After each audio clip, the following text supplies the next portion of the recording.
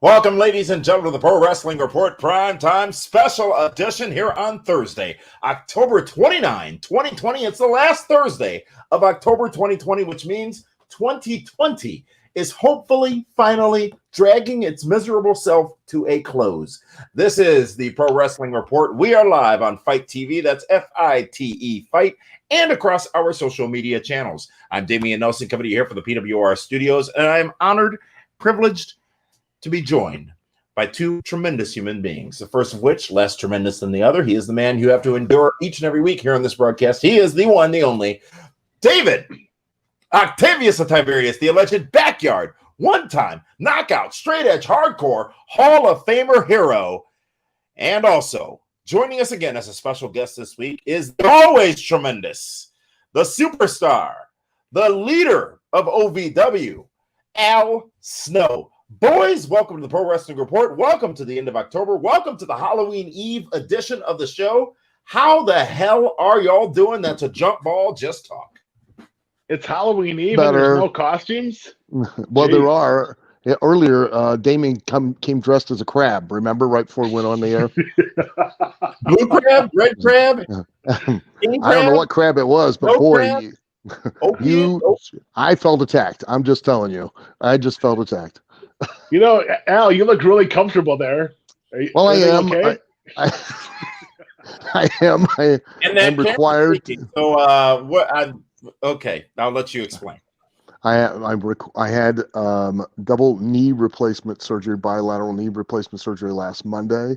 I am required to keep my knees up, so I am sitting in this beautiful 1970s recliner that we bought because we thought it looked cool, and I have been stationed here ever since. That's fantastic. Wow, that's pretty amazing. Double knee replacement surgery. That's a man's job. It's been a bit of a challenge, yes, but thanks to my son Evan and my wife Jessica and the wonderful Cal Hero, who's been on loan from Dave Hero to help me out. It's made things a lot more possible. I get to now walk around. You can be a little jealous. I get to now walk around with a very stylish cane, Damien.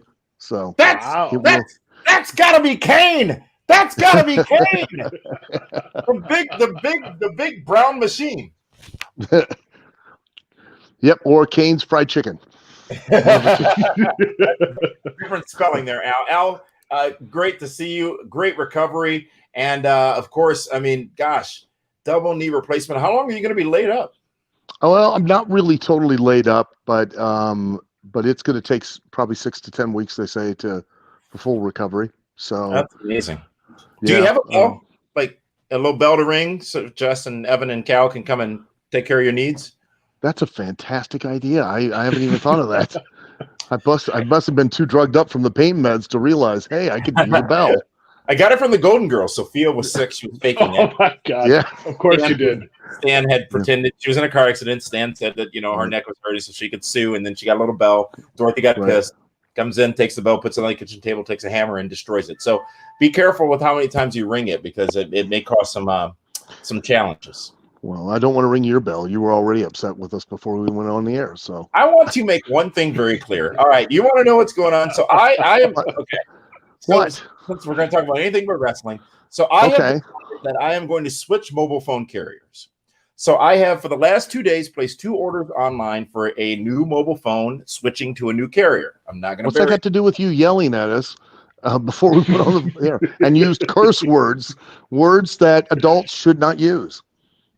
I believe I just referred to both of you as female dogs. That's not a curse word.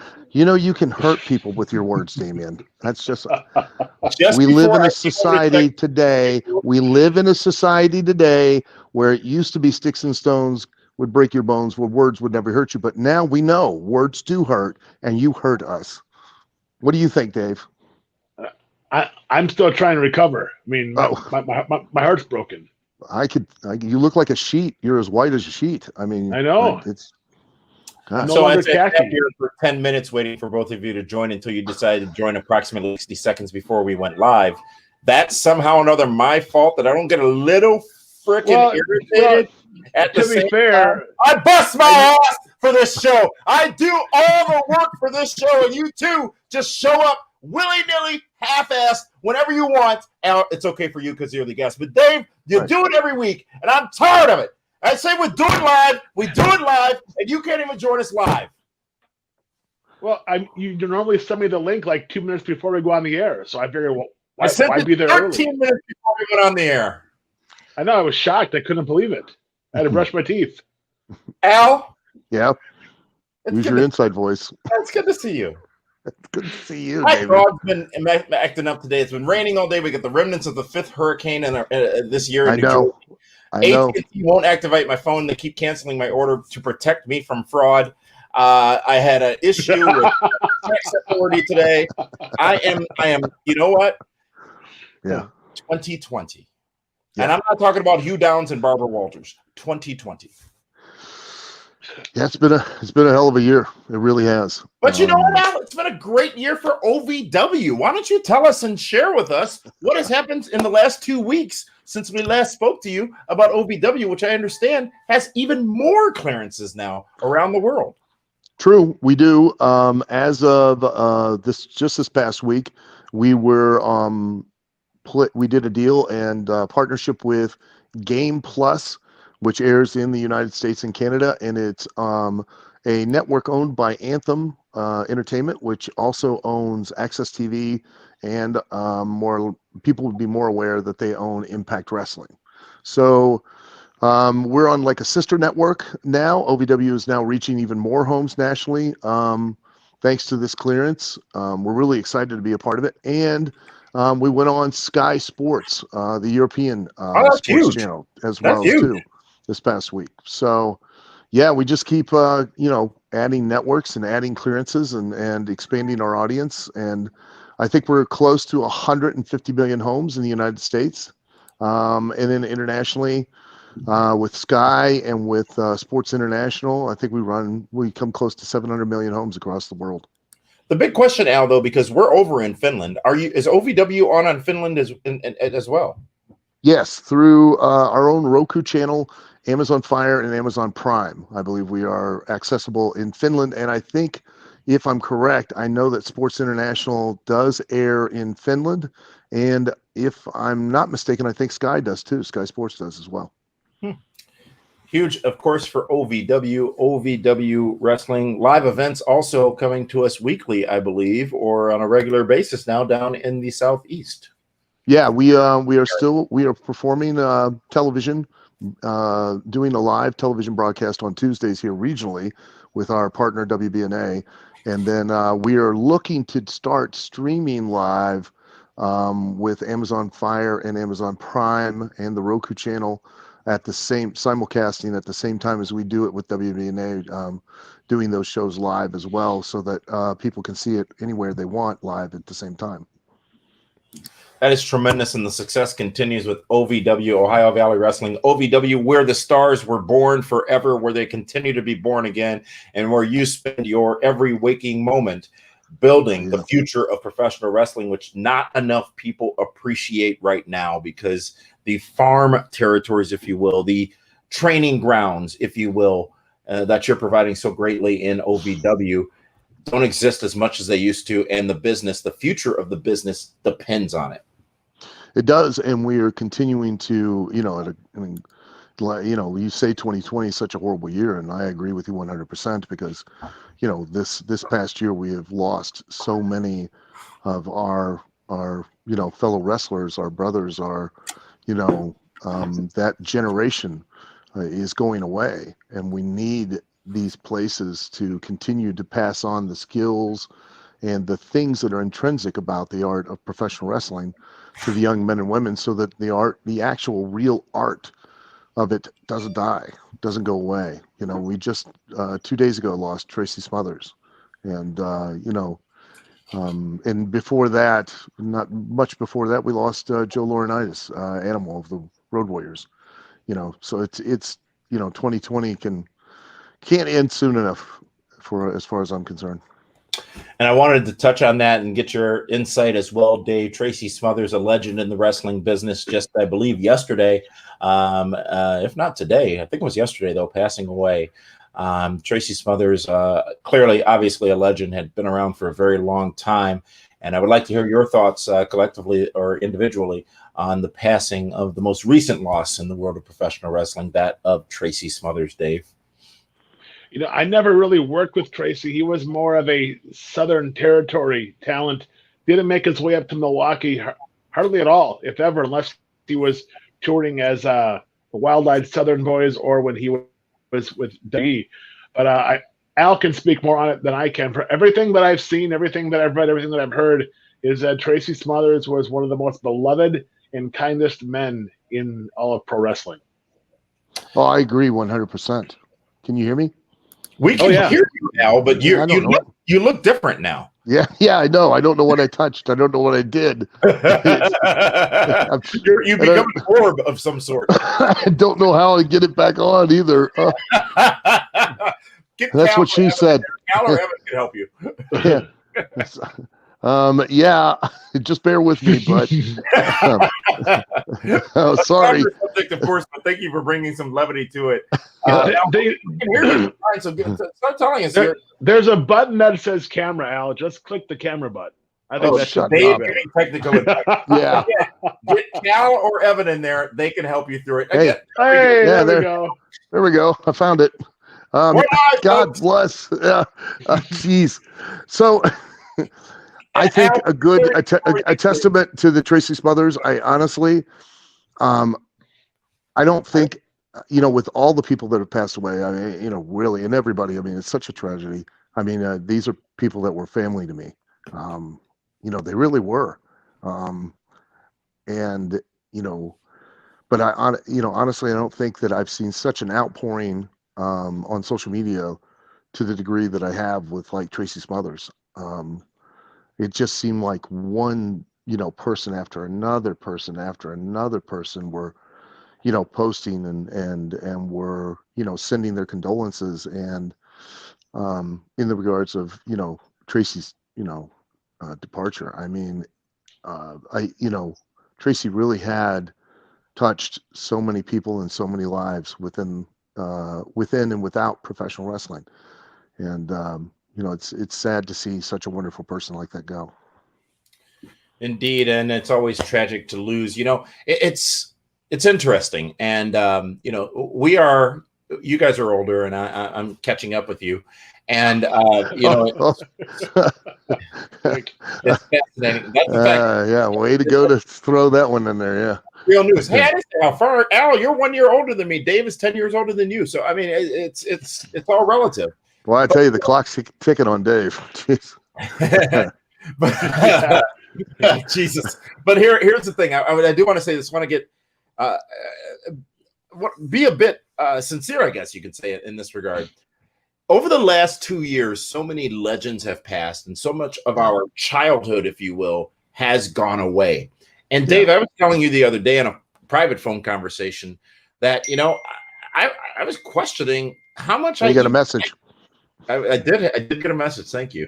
I was questioning how much I even like wrestling anymore.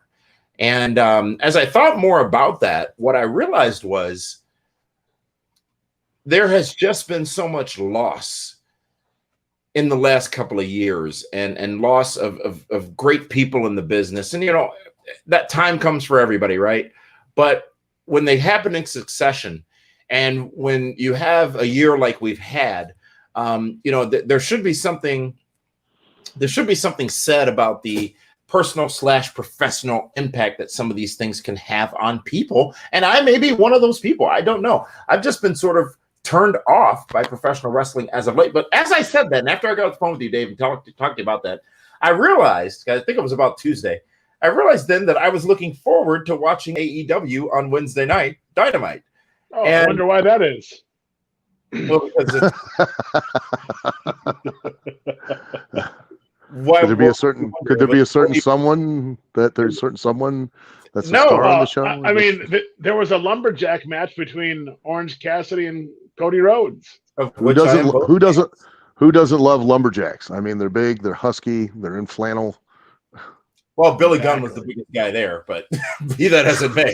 True. Well, Billy's more like a tree than a lumberjack. So yeah, well, Billy and Austin, they got a big match next week on Dynamite. They're going to be teaming up with Cody against Orange Cassidy and the Dark Order, I think it is. No, it's Colt Cabana and the Dark Order. Yeah. But well, that's a huge opportunity for Austin to really, shine and show what he can do. Yeah, it is. So I hope he does. I hope he takes advantage of it.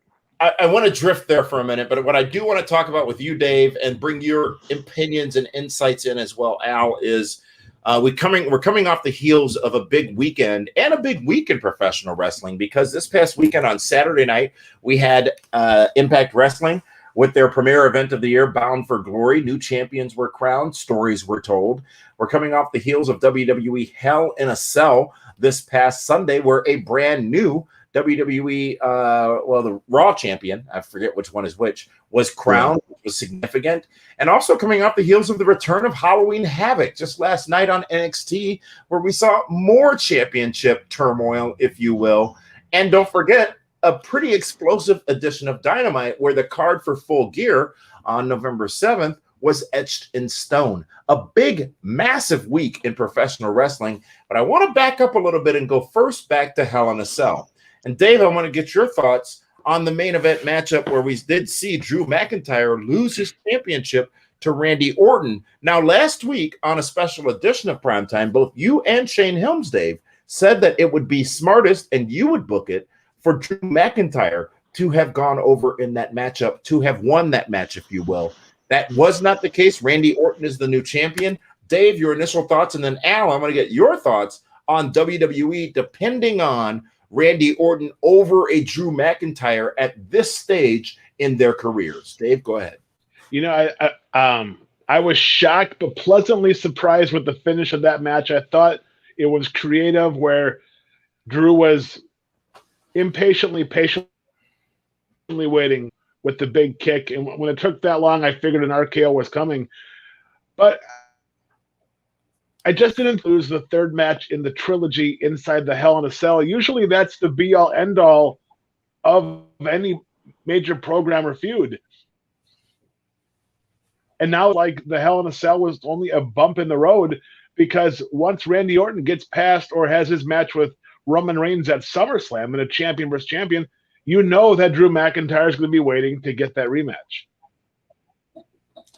What, champion versus champion? Did I miss something?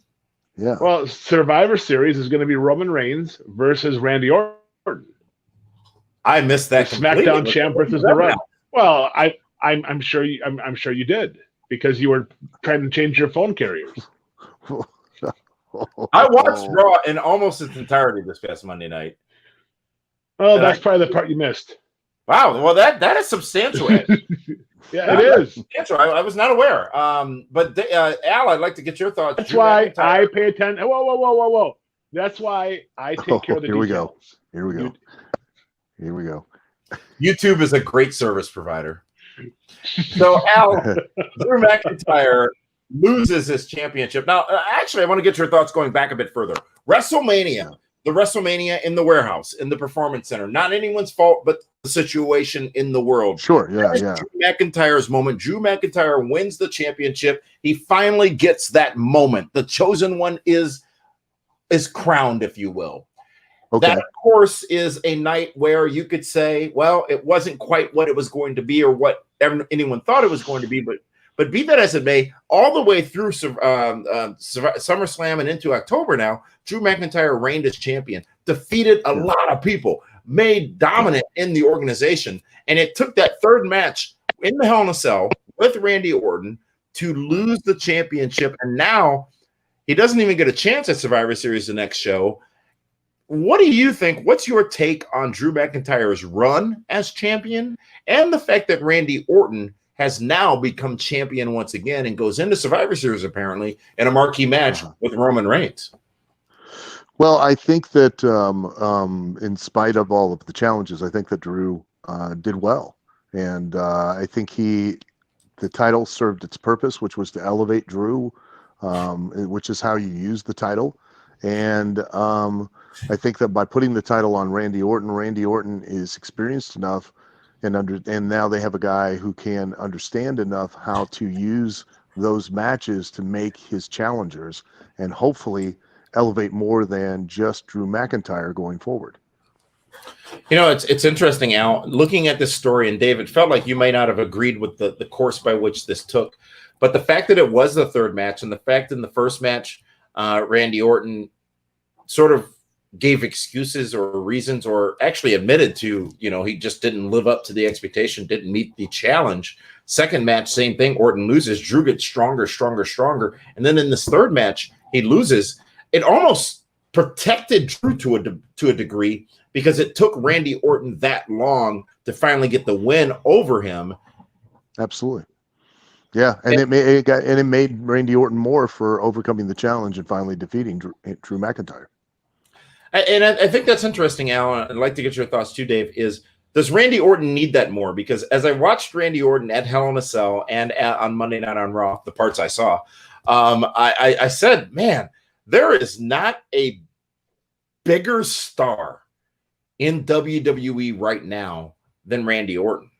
And when I say right now, I'm excluding the Undertakers of the world. I'm excluding Brock Lesnar. I'm excluding Goldberg, whoever else it may be. But Randy Orton is the benchmark in the organization right now. Cena's gone. They don't get any better than Randy Orton in WWE right now. Dave, what do you think? Randy Orton is the best talent on all three of their brands. He looks the part, he walks the part, he talks the part, he delivers. His psychology is second to none. Capable. Do they need him to be the champion right now? I don't think so, but obviously that's the way they're going. I think having him as champion is more designed to get Roman Reigns over as being the baddest man in the company, but when Roman Reigns should defeat Randy Orton. Roman Reigns beat The Undertaker at WrestleMania. What is beating Randy Orton at Survivor going to do? It's different because it's a Roman Reigns now that doesn't care. That Roman Reigns now that is he's no longer the face of the company, the ultimate baby face, the guy they're trying to make the top baby face. Right now, he's just a badass ass kicker. And Randy Orton's a badass ass kicker, and I think it's designed to get Roman over more so than Randy. Randy could lose the next 6, 7, 8, 9 matches, pay-per-views, and it's not going to hurt his stock whatsoever because he's so established. But right now, I find he's going to be in a Roman Reigns Rock match at WrestleMania, so they have to get Roman ready for that. Ladies and gentlemen, I just want to clarify, as this is an important time of the year and real news is important. That was a speculative comment that Dave just made about Randy Orton. Whoa. I fact-checked all my stuff. Cite your sources. You have no official source that indicates that will be the my source. That will be the main event of WrestleMania. It's my job to report. It's their job to decide. I'm just simply ensuring that the fans and the audience out there knows that is not fact. It is rumored. It is reported. But Al, I do want to ask you a question. Yes. It is rare. Hey, we're not doing anything different than any other wrestling media out there anyway. So let him do it. Let's be careful, Al. We distinguished ourselves from other wrestling media by not doing said thing. Oh, my fault. I'm sorry. I thought this was just the normal wrestling media. No. That's why we've lasted for 25 years. Hey, so where we create opinions based on rumors and supposition and calling wrestlers who, of course, have no personal agendas. Or reading Meltzer's, whatever he posts weekly, which I've never subscribed to. But yeah. Al, I do want to ask, it's rare for people to get into that atmosphere where they can't be hurt by just about anything that's done to them. And Dave, I think that was the point you were saying about Randy Orton in his current state. Is there such a thing as a talent that can no longer be damaged in the wrestling business? And if so, how do you get to that point? No, there is no talent that is in that position. Every talent has what I call a day in the sun. And that day, length of time varies. you know. But as the sun rises, or the way I put it is, the sun rises, you know, people are just starting to realize that talent. Think of like a Steve Austin, you know, and as the sun starts to climb and it hits high noon, there's nothing, and I mean absolutely nothing during that point in time that talent can do that could be wrong. Even if they did something wrong, the audience, the fans would defend it. They would actually, you know, ignore the mistakes if they had to, because they're at that peak where the sun's burning the brightest. And Al, if I may ask, are you talking within the business or both in and outside the business? Well, both. Yeah, both. Because that's an interesting point about Austin. Remember, he had the O.J. Simpson moment with Deborah, and that was basically no one reacted to it or cared about it when that happened. Yeah, and then that carries on into the afternoon. In the afternoon, you know, you can. The difference with the afternoon, though, is that the sun is starting to recede a little bit. It's not as bright, and as a result, people are starting to take a little notice of the mistakes that you make, but they're choosing to ignore them. As we get into the evening and the sun starts to set, well, now that's where they start to take a little umbrage with the mistakes. They're disappointed because they feel like they're not getting what they paid to see. And then as the sun continues to set, you know, now those mistakes start to stand out. Those disappointments get larger, and the sun sets, and it's up to the talent then to recreate themselves, reinvent themselves, and have another run, have another day in the sun. And for some, they can't do it.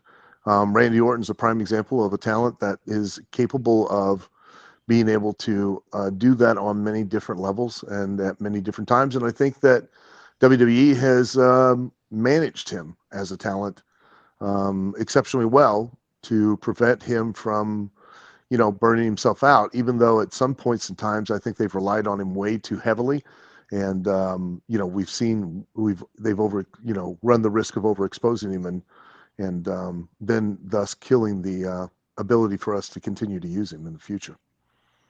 It's an interesting perspective for sure. And, you know, it's also interesting that by his own admission, you know, Randy Orton's a prick.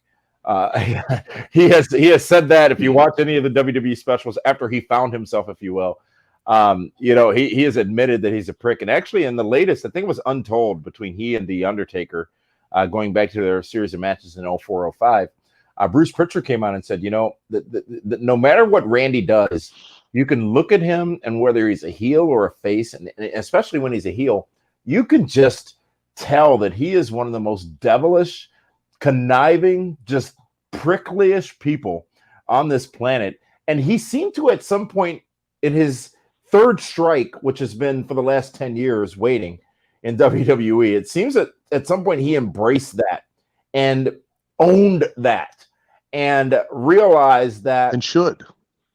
And that's exactly the point, is he became a better star because of it. And the reason why is because it is who he is, and you can believe in who he is. And here's the thing: if you can believe in the performer and who they are, you'll believe in anything and everything they say and do. And you know, it's amazing how much that applies to politics too, Damien.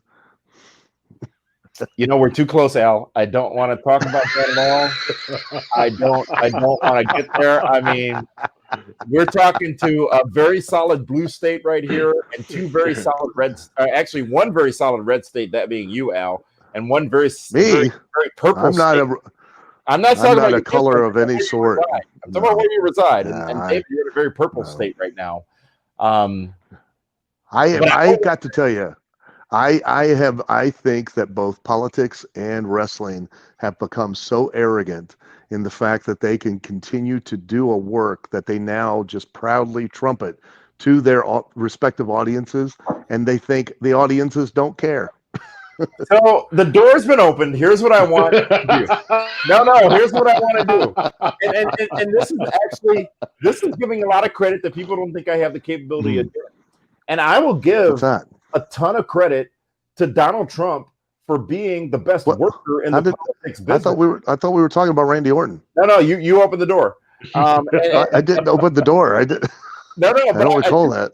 but I do want both of you, more so you than Dave, Al, to explain just how perfect Donald Trump is as a worker, if you will, and a promo artist, and how he can manipulate an audience better than anyone we've ever seen in politics. Yeah, let's face it. I mean, hold on now. Again, I'm not taking sides because I personally I don't care. I think it's a factual thing worth covering because, as you talked about, I agree. There's a direct connection to wrestling and what he has accomplished. Oh yeah, absolutely.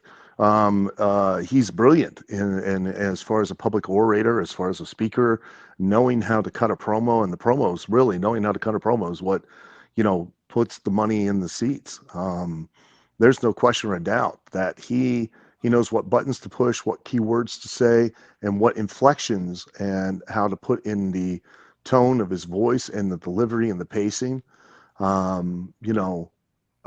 He's fantastic. He really is.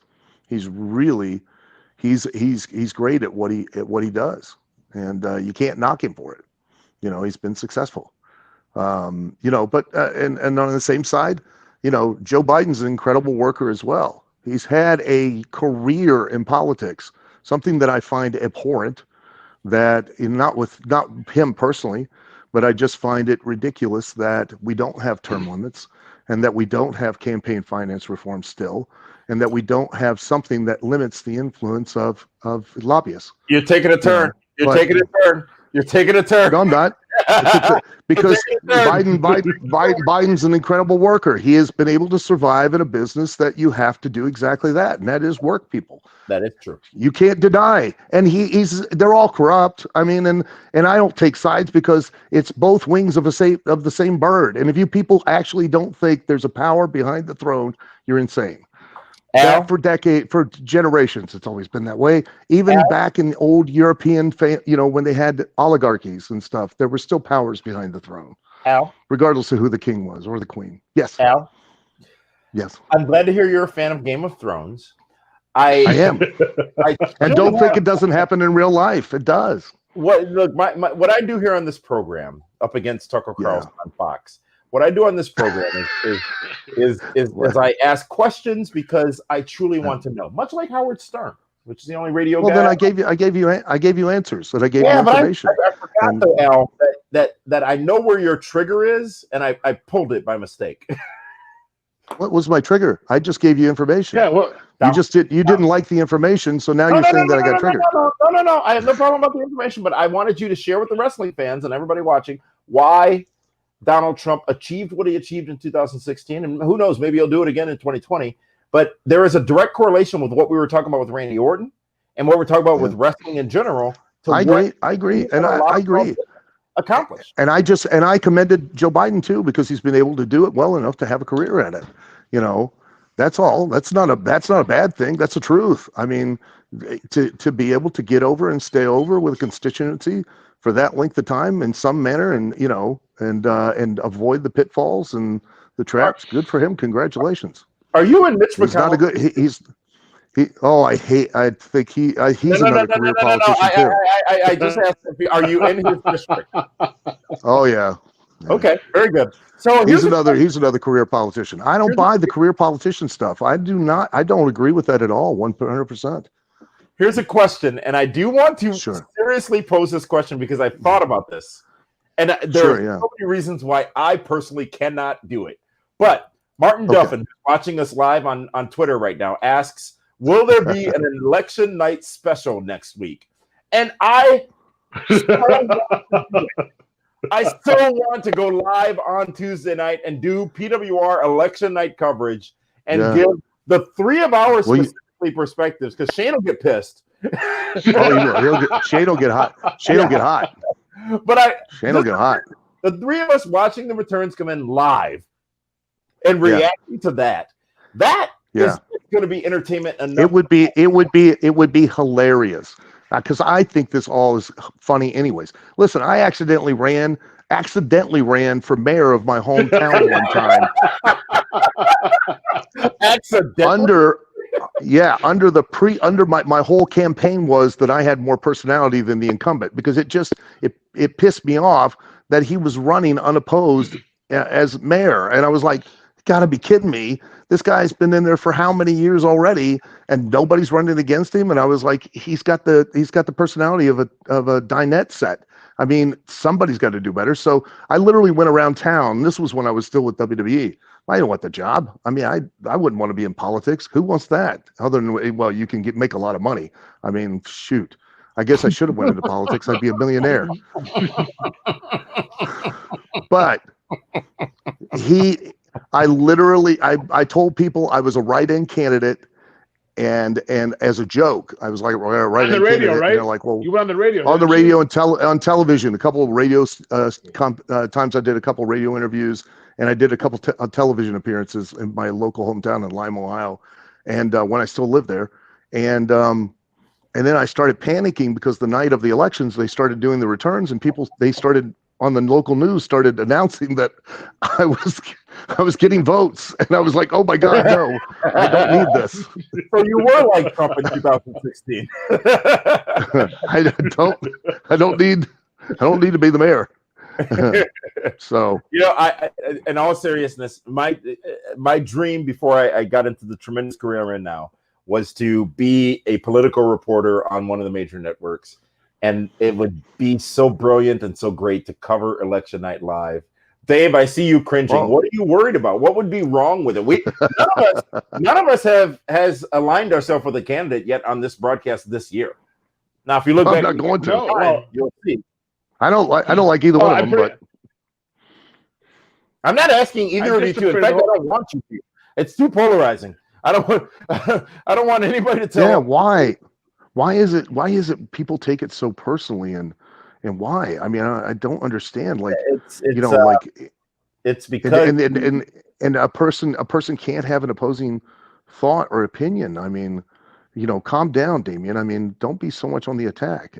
I think personally that when people get like that they're so defensive is because they don't have such a really strong belief in their own opinions and thoughts. I mean, I don't know, Damien. You seem to get pretty worked up pretty quick. So like earlier, when we showed up and said hi and he wouldn't answer and they yelled at us. So my feelings are still hurt on from that. I've already voted for Ross Perot, so my vote's already in. I actually did vote for Ross Perot back in the day. I did vote for him. I did. My passion for politics is so election night is like my Super Bowl, my WrestleMania every year. I look forward to that more than every 4 years, rather. I look forward to that more than any of those two events. Wow, and all those events are a work, so it's great. You're still in your realm. It is true. In fact, since we're getting real here, in 2016, when things become obvious as to what was going to happen and projections were about to be made, I turned off the coverage and I put in the movie Airplane. And I watched because I picked the wrong week to quit methamphetamine. Surely you can't be serious. I am serious, and don't call me Shirley. Riker, I don't even know her. That's what I did in 2016. Is I had to put some comedic value in and watch that. So there was comedic value back in 2016. I mean, the whole thing was a farce. So I do want to get your opinion, though, as we hop into pop culture here. And we're going to go to Meathead in a moment for a draft update. Has either of you on Amazon Prime gotten the opportunity to watch the second installment, the subsequent movie, if you will, of Borat? I have not yet, but I saw the footage with Rudolph Giuliani. What an idiot. I tried to pivot. Oops, talk about a high spot, huh? He is a disgusting human soul. Is Rudy Giuliani? They're all just listen. Every one of them is. Every one of those people are disgusting, and every one of those people that are in power now believe that they are in power and that they no longer work for us, and we allow them to believe that, and that's our fault because they are public servants and they don't think they are. Al. Yeah. Okay. We should fire them all. So we're going to go to Meathead with a draft update. They've done a horrible job. Dave's in tears. He's so uncomfortable. We're going to go to Meathead with a draft update. We should clear the deck and elect you and elect Dave and myself. We should go up there. Absolutely. Give I us a have no chance to make a desire. bunch of money. I'll be in charge of education. I have no desire. I have no desire to be in public office because, as you said, Al, if you can't play within that corrupt system, you can't. And I can't do that. You're right. But I will. You're right. And good people that go into that system become corrupt. Yep. You know, it's a shame. That happened. That almost happened in 2008. Let's go to Meathead now with the draft update. It happened in 2016. Look at what happened to Trump. Dave, get ready to find out how much your ass is being whooped in the draft.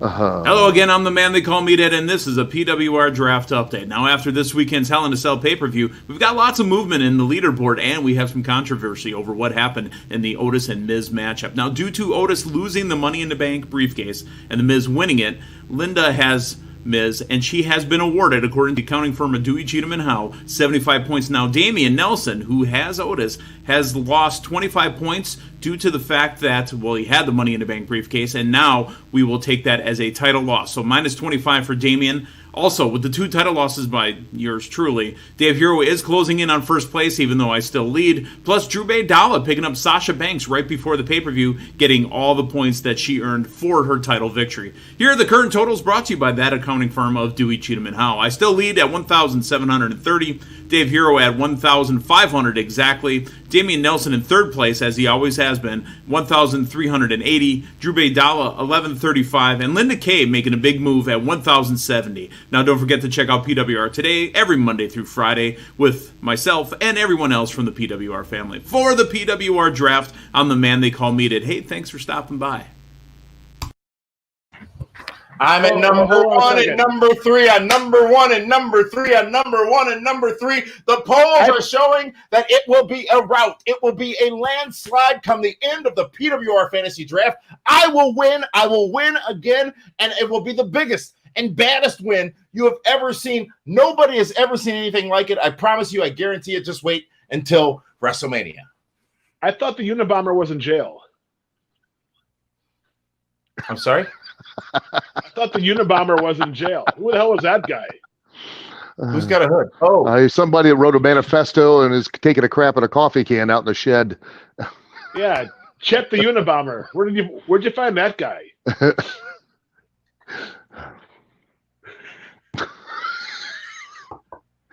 How long did you talk? No, how long did you talk before the show tonight? How long did you two talk before we went live? I didn't at all. Not at all. I was not at all. Not at all. No, I was putting my knees up. Not for fun things. Hey, all I did is I made sure he had the material to discuss tonight's show, and the first, which we haven't discussed. I watched all of the clips, and we have not discussed any of them.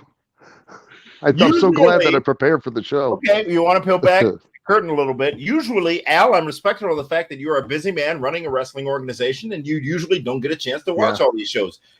Typically, Dave will tell me, hey, Al didn't watch. We're going to talk about this. Or I showed Al this, and we could talk about this. Guess what? For the second time you've been on in the span of 3 weeks, he didn't do that. So, yes, the heat's on you, Dave. But now, Al, let's get granular in the situation. Let's talk about AEW Dynamite from last night. And let's talk about the amazing presence in the matchup between Orange Cassidy and Cody Rhodes, a lumberjack match. Orange Cassidy, Cody Rhodes, the story continues to be told, but the more important story is Cody Rhodes defends the TNT Championship against Darby Allin November 7th at Full Gear. But Orange Cassidy showed that he can compete in that matchup with Cody last week after 2 weeks ago, almost defeating him with only the time limit getting in the way. Yeah, and it makes me, they're doing a good job, I guess, of, building Orange Cassidy. But I don't know. I mean, you've got to, in that match, and the finish was done well. I liked the finish, but during the body of the match, it didn't look like Orange Cassidy was fighting to climb a mountain that was Cody Rhodes. It looked like he was already on the same level as Cody Rhodes, especially toward the back end where they were exchanging the the big moves with which I know that's the new, thing to do, but they were exchanging the big moves and the big kickouts, but it kind of levels the playing field, and it keeps you as the audience from cheering on or hoping that Cassidy can climb that mountain of Cody Rhodes and eventually reach the peak and defeat him. Do you follow? Does that make sense to you? No, it makes sense. It absolutely does. And I think that's because Orange Cassidy is coming into this with a win over Chris Jericho and with basically taking Cody to the limits last time they wrestled. Yeah, and I know he had the win over Chris Jericho, but again, he's supposed to be the underdog. He's supposed to be the guy that we're going to root for. But if he's playing on a level playing field, it's kind of hard. I always give the analogy to the talent here in OVW that, think of your match like you're watching a foot race around a track. And if nobody ever truly gets fully ahead on the race, there's no reason to cheer on the guy who's trying to catch up and eventually, potentially might come to the finish and win, but just doesn't make it because of the interference from the other people that ran through. Do you understand? No, and that picture, when it's back and forth, and it's give and take. Well, it kind of takes that, okay, so Cody gets out in front, he starts running and he's faster. Well, then Orange Cassidy just catches up, and he's running equal to Cody Rhodes. And then, for whatever reason, he might slow down and Cody takes off again. And then Orange Cassidy just simply catches right back up. There's no challenge to it. There's no, oh my God, can he do it? Can he make it? Can he, and you're not on the edge of your seat rooting and hoping and pleading like, oh, geez, if he did win, it's when you do that exchange back and forth, it creates that one guy pulls ahead, then the next guy catches up and pulls ahead, then the next guy catches up and pulls ahead, and then the next guy, and then it loses that drama. It loses that heat. So Dave, just my 2 cents. No, and that was a lot of those are heavy pennies. Dave, your thoughts? And not saying that it's bad. You know what I mean? It's just not my cup of tea. I guess for me, the two things that really stood out for me in the match wasn't so much Orange Cassidy versus Cody Rhodes. It was when the best friends were taking cheap shots on Cody, and Dustin was standing out there right next to them and didn't retaliate, which I thought, well, that's not very brotherly. And then the other one for me, which was, I think, one of the most entertaining things I watched, if not in the night between both shows, was when Cody was going for the big suplex off the top rope to the outside with like 20 lumberjacks. One lumberjack walked completely away, and that was Billy Gunn, the biggest lumberjack out there. He's like, screw this. I'm not a part of this. And he walked completely out of the shot and then walked back in when everyone fell down. But I mean, again, it was a good match. It's what the fans want. But Al's right. I mean, if Cassidy is supposed to be the underdog that's lazy and sloth-like, for him to be that competitive, who do you cheer for? You're going to cheer for Cody then more than Orange Cassidy because Cody does more cool things and he's been doing it longer.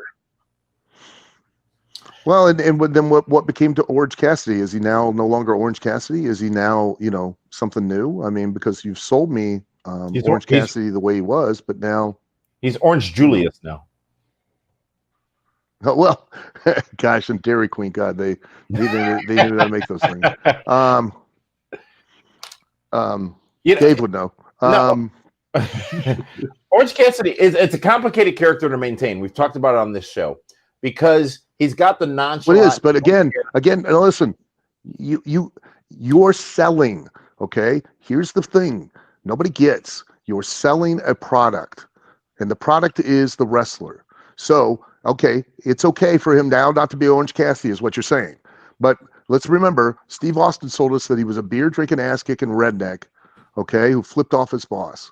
So did he not do that exceptionally well backstage? He was the same guy backstage. He was the same guy on his entrance. He was the same guy when he got into the ring. He was the same guy when he was kicking ass. He was the same guy when he was getting his ass kicked. He was the same guy when he won. He was the same guy when he lost. And he was the same guy heading back up the ramp, going out the building. You always got what you paid to see. At no point in time was there a disconnect. And it is key that the wrestlers understand that and know that, and that they know that once the bell rings, you've got to still be that guy. You can't now suddenly become another guy and, oh, well, that's okay, because people are going to go, well, what happened to the other guy? I don't understand. It's going to limit, but down the road, it's going to limit his success. That's fair, but here's a question I have for you, Al, is at what point, especially in this year and in this environment, can you treat wrestling when you watch it like you're watching the Jerry Springer show? It doesn't have to make sense. Just entertain me for an hour or two. Yeah, it does. No, because in order for it to entertain you, it has to follow certain precepts. It's no different than when you tell a story, when you write it in a book or you do it on a movie screen. It's got to follow and live within that world. And if you don't want to follow those rules, and you got to go, oh, well, it's just wrestling, so we can do whatever we want. The audience will still like it. Yeah, there will be some audience that will. You're absolutely correct. But there will not be the general audience. It's just Jerry Springer. I'm talking entertainment. It's never been just Jerry Springer. If I tune into a movie, if I tune into a broadcast, so you're watching a movie. You're watching a movie. Hold on. So you're watching a movie.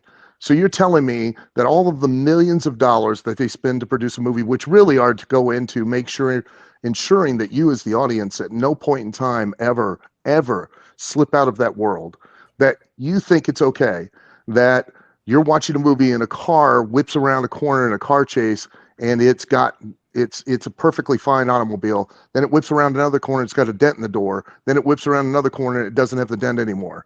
But that doesn't take you out of the movie at all. It's fascinating that you mentioned that. Nothing irritates me more in movies than when they hit something. All of a sudden the car's fine in the next scene. Then all of a sudden it's more damage in the next scene. Then it's less damage in the last scene. Yes, that's a problem. Well, then you just proved my point. You just proved my point, because wrestling's no different. Let me ask you now. Okay, maybe not. Just, let me ask you, generally speaking, in entertainment. If I were to tune into Jerry Springer, I know that I'm just escaping for that hour because none of those people are real. They're paid to be there. They're actors. Right. If I tune, why can it not be different? Why can it not be the same, rather, in this current time for wrestling? Because I need that escape. Maybe I don't want to think about it. Maybe I don't want to understand why Orange Cassidy should or shouldn't be doing what he's doing. Maybe I just want to be in that moment and enjoy that moment for what that moment is. I absolutely agree. But it's up to the wrestler then to allow you to be able to constantly and continuously do that and get what you were sold. Because when you don't get what you were sold, then you're disappointed and you don't want to watch it anymore. Al, have you ever seen? That's what allows you to be entertained. Have you ever seen the movie Don't Be a Menace to South Central while drinking your juice in the hood? Yeah. Gin and juice. No, that's Snoop. Don't Be a Menace to South Central while drinking your juice in the hood. It was a spoof of all the message movies of the 90s, if you will. Right. Yeah. I'm sure you probably didn't see it. But there was a scene in that movie. Do you remember the fight scene in the cafe? Hey, I saw I saw Booty Call. The fight scene in the cafe where they made no effort. You live Booty Call. Where they made no effort whatsoever to cover up the fact that was a stuntman in that fight scene. Right. Made that movie so but the movie itself, because the whole movie was a spoof. Correct. It's a parody movie. And if you want to make wrestling, if you want to make your wrestling organization, listen, if you want to make your wrestling organization a parody organization, then feel free to do that. Now, if you wanted to but if you want to have it be considered or come across like with wins and losses recorded and things like that, like it's a real competitive situation, you're creating that illusion, then you need to do that. But it's not even about that. It is about if you're the character, if you're a certain character, then you need to maintain that certain character and be able to maintain it from start to finish. It's not a pair. It's not about it being Jerry Springer. Even in Jerry Springer, the people that came on there and that were paid, to your point, they had to maintain that they were that person throughout the whole show. Otherwise, it would have killed the deal for Jerry Springer. I don't think that's asking too much. But it's the problem is, Damian, too many people like yourself want to go, it's wrestling, it's Jerry Springer. We can make excuses. We don't have to hold the performer to a certain standard. We can just let him slide. It's all right, because I still thought it was fun. But you won't over the long haul. Your time's up. I want to be clear, and maybe I wasn't clear. Maybe I wasn't clear. You were clear. You were very clear. You were making an excuse. When I was asking the question of, can I not just You're watch? ringing the bell. Oh my God. Can I not just watch and it be entertaining? I didn't mean just wrestling. Can I watch anything and just from the shit world that we're in right now? That's all I want. I don't absolutely. Absolutely. And listen, you could back when Steve Austin was Steve Austin. You could watch Steve Austin when he was Steve Austin. You could escape and you could just watch it and be entertained, because at no point in time did you not get what you paid to see, which was Steve Austin. And that's what he sold you. No ifs, ands, or buts. Undertaker was Undertaker. When he was the American Badass, he was the American Badass from start to finish. That's it, bottom line. And that's what allows you to just mindlessly watch something and be entertained by it, by the fact that the people that are entertaining you take the time and effort to make it seamless for you so that you always got what you bought. And they'd be upset about the fact that they disappointed you and they didn't deliver to you what you wanted. I can play moderator and candidate yes, sir. Yes. At the same time. Look, there's nothing greater than a spirited discussion with Al Snow. But here's the difference. Al, you're running a wrestling organization. Dave, you are a wrestling promoter as well. I watch this stuff because I not even because I want to, but because I have to. And because I have to, when I tune in, I'm like, don't make me think. I don't want to think right now. Just take me away. Right. Take me away. And I'm agreeing with you. I'm agreeing with you. The characters need to maintain their particular character, if you will, their trajectory, if you will. But I'm okay with a little bit of deviation right now.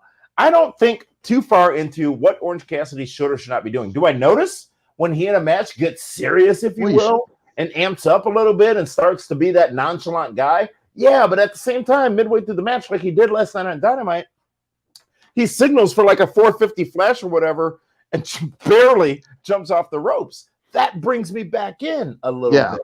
So for me, right, and I agree. I didn't say that he did. I didn't say he did a bad thing. I said that the usage of what they did from back and forth didn't allow us to cheer Orange Cassidy on as the underdog.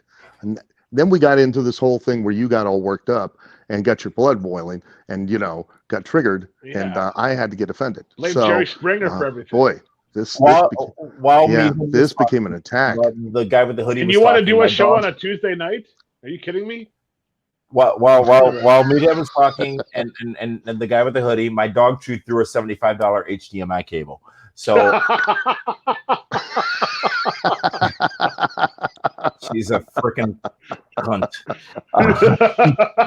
Oh my God. And $40 worth of new toys from Amazon arrived today that she's been playing with. But be that as it may, just get some dog Benadryl. Hey, now careful, you could get some dog Benadryl. Yeah, that'll put her right to sleep. It's what we do with children anyways. I did it with my kids. I mean, we can't stay on the rail. And when they get older, listen, when they get older, you just go to the vet, you get yourself one of those tranquilized guns, and they're out in the yard playing. As long as it's a fenced-in yard, you just shoot them in the butt, and off you go. You can do shopping. You can get your groceries, come back. They got a little sun, some grass on their face. They're fine. So, The Miz is Mr. Money in the Bank once again. Good idea, bad idea, Dave? He is. I think it's a great idea. He brings a different charisma to everything and believability. If you've noticed, the three guys we've talked about so far, Randy Orton, Cody Rhodes, and The Miz, are all products of OVW. I noticed how you excluded Orange Cassidy there, who I imagine passed through OVW at some point. No, he didn't. No, I don't think he did. Never wrestled there? That's surprising, actually. I don't think so. I don't think so. He did. I haven't heard of that. No. He did. Okay. All right. Well, apparently you did, Dave. I own the company. I would, you'd think I would know, but Damian knows better. So, and I think that's what this show should be called from now on. Is not Primetime Wrestling. Just Damian knows better. Just I'm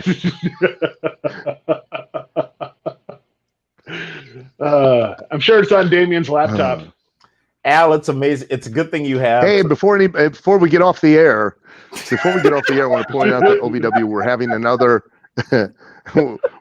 another combine November 7th, and we're giving away scholarships to the trade school again. So if anybody wants to, they can go to ovwrestling.com or aswa.live, and they can sign up for the OVW combine and possibly get themselves a 2-year scholarship to the trade school.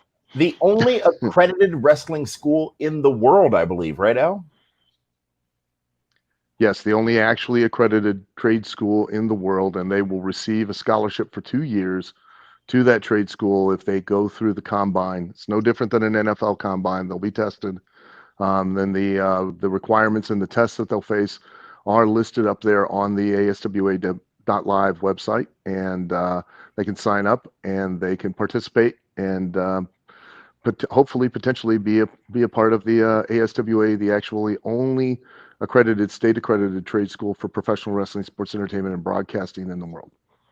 Now, Al, I do want to ask you, as you're laid up there and with your double knee replacement, which again just takes a man to go through that at once, but it also takes a man to appreciate the presentation he needs to give to his significant other. Have you been manscaping even in your downtime here?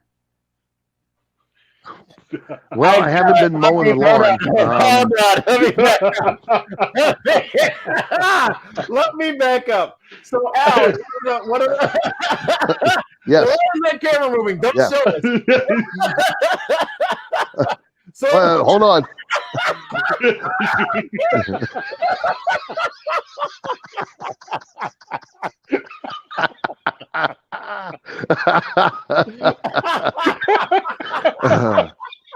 For Halloween, it's no accident. For Halloween, we're gonna go as some kind of 70s outfit. So I'm trying to get in the whole thing. I want to be as retro as possible. Hey, right now, it's been so long it looks like a button on a fur coat, or it looks like a worm burrowing out of a buzzard's nest with 2 robin's eggs. So you do need to visit our partner, Manscaped. Manscaped.com. You can get the Lawnmower 3.0. Boy, do I ever. Get it all out and let it all be shown. Manscaped.com. David Harrell, please tell Al how he can fix his southern bushy region. All you got to do is go to manscaped.com, Al, and use promo code PWR. You get to save 20%. And you get free shipping. Not only does it the lawnmower, it's the fingernail clipper, it's the nose hair trimmer. Hey, wait a minute. Do they have the lawnmower? Do they have? Looking down here right now, do they have a bush hog? Just curious. They have a weed whacker, so I think you should be fine. Yes. Oh, thank God. But be careful. My weed needs to be whacked. That's for sure. It's been, these knee things killing me. Well, as we get older, more body hair just pops up. So Manscaped is the perfect thing for. Don't tell me. I got bushels growing out of my nose. My eyebrows are now going straight out. And you cut them, they sound like you're clicking wires. I have hair on my ears. I look like Lon Chaney Jr. going through the change into the Wolfman. Hey, the crack of my ass looks like the inside of a wolf sock. If anybody needs to be manscaped, I do.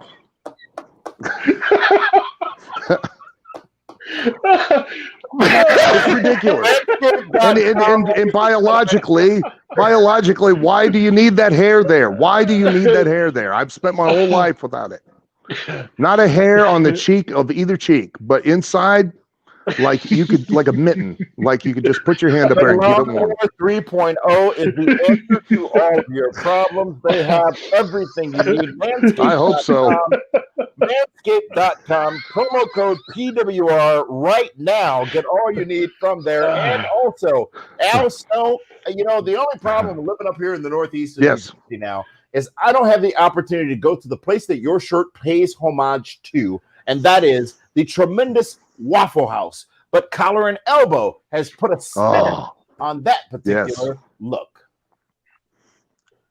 Yeah, and if anybody wants to see the spin that we put on many different looks, they can go to collarandelbowbrand.com and they can check them all out right there. Absolutely, and also a promo code, Dave. Who are you yes. With? Go to collarandelbowbrand.com, use promo code PWR360, save 10%. Jackets, sweatpants, hats, you name it, hoodies. The brand new fall line is out. We just got the jackets. Yeah, the jackets look cool.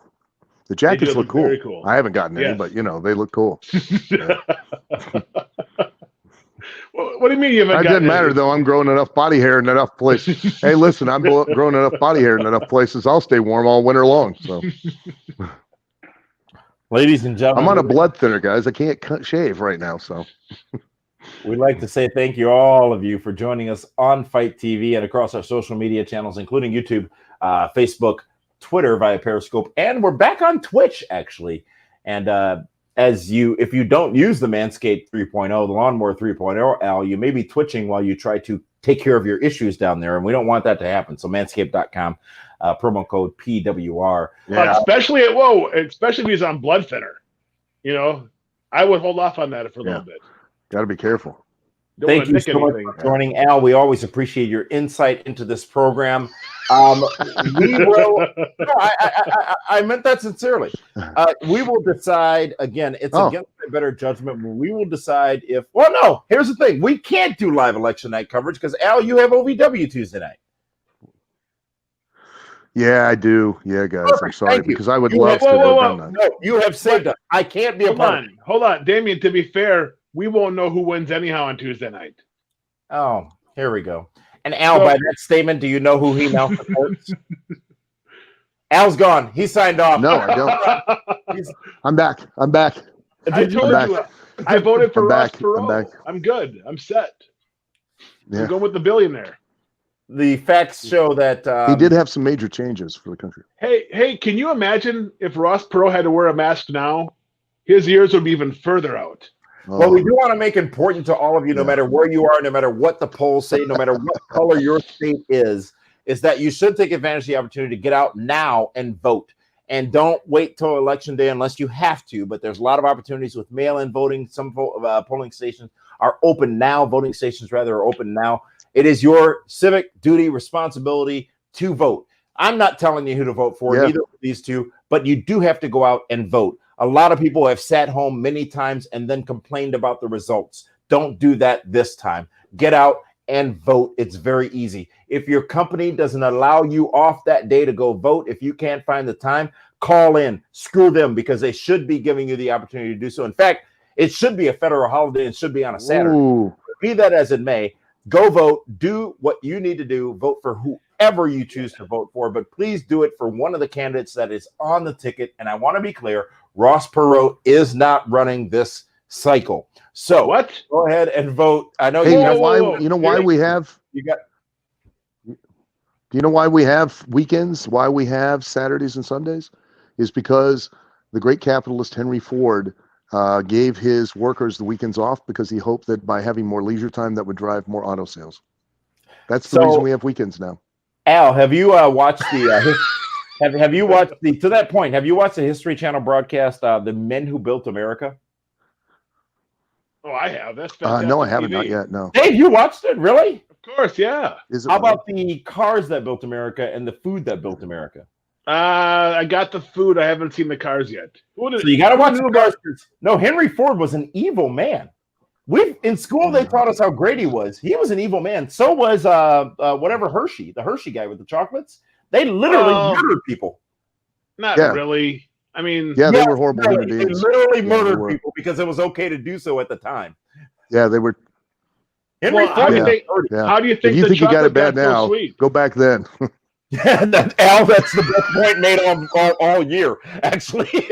Because you know what I once said to a colleague of mine. It's bad now.